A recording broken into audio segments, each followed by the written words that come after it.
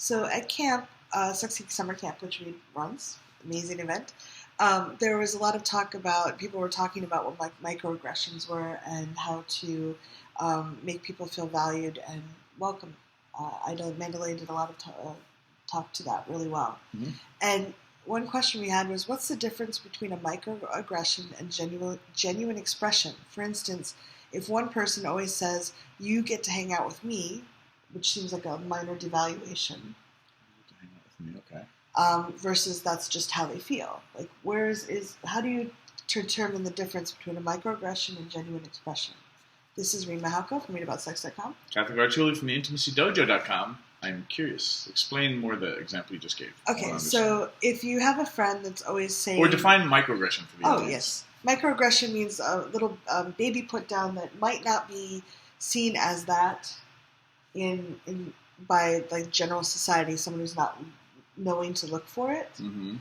But that over time can wear people down. So sure.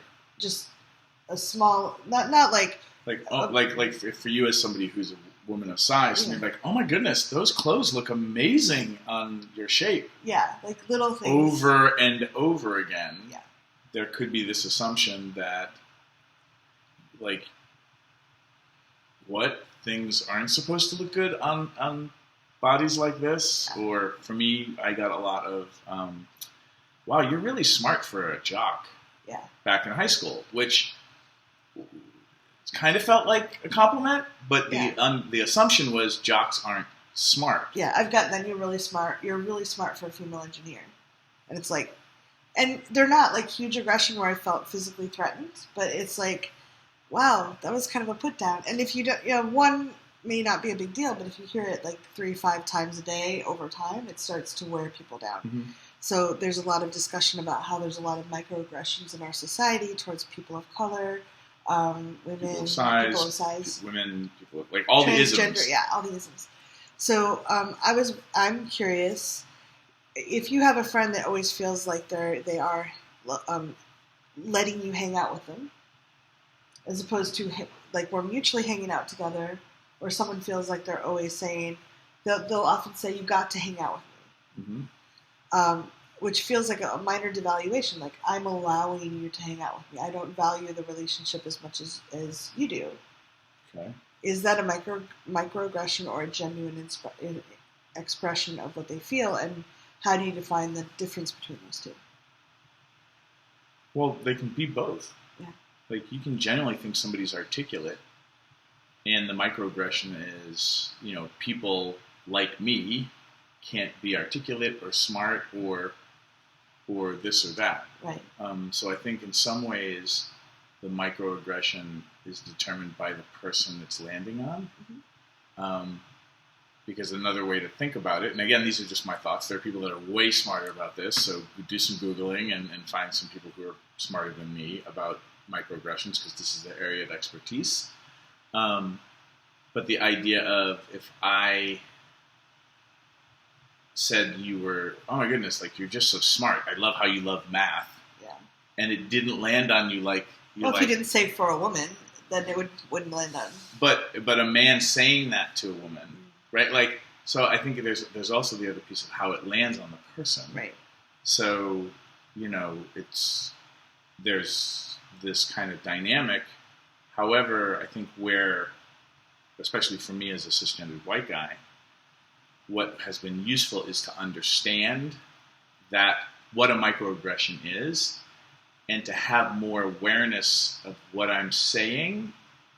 And if I feel like I'm genuinely complimenting somebody, or even when I'm, it's more about just awareness about how things land on people, yeah. And where and how is what I'm saying, where's it coming from? Because culture rules so much of us, influences so much of us. And then, of course, there's also just power dynamics involved. So back to your question of, if somebody feels like they're letting somebody have access to something, then if that's true for them, it can still be a microaggression. Mm-hmm.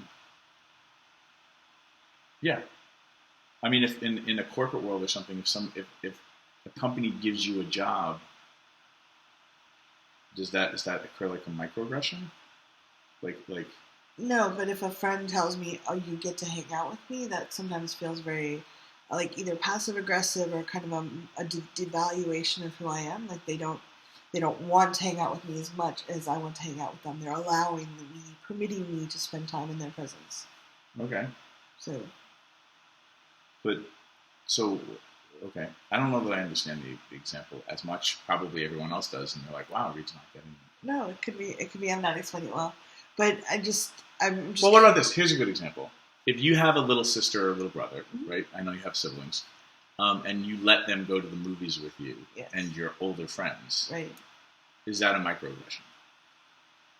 I think for children, not so much. Okay. And do you have people that you care about that you don't want them around you all the time?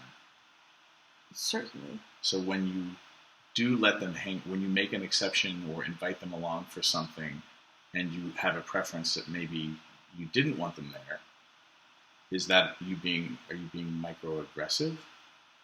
Maybe it's more passive aggressive if I let it out as if they don't matter to me very much, or I'm doing them a favor. And what if you actually were doing them a favor? Then I think it's time to reevaluate the relationship. Okay. Especially if it's happening a lot. Okay. So that sounds fair. Yeah. What do you think? Did you understand the concept? And Yes. what are your thoughts on this? We'd love to hear. Comments. Leave comments. Thanks for tuning in, Sex Geek. If you would like to continue with the brain sex, do me a favor and click subscribe right here. If you'd like to watch me on social media, that's where you're going to go. Next video, maybe? And if you really would like your own Sex Geek t-shirt, please click right here, right now. Boop.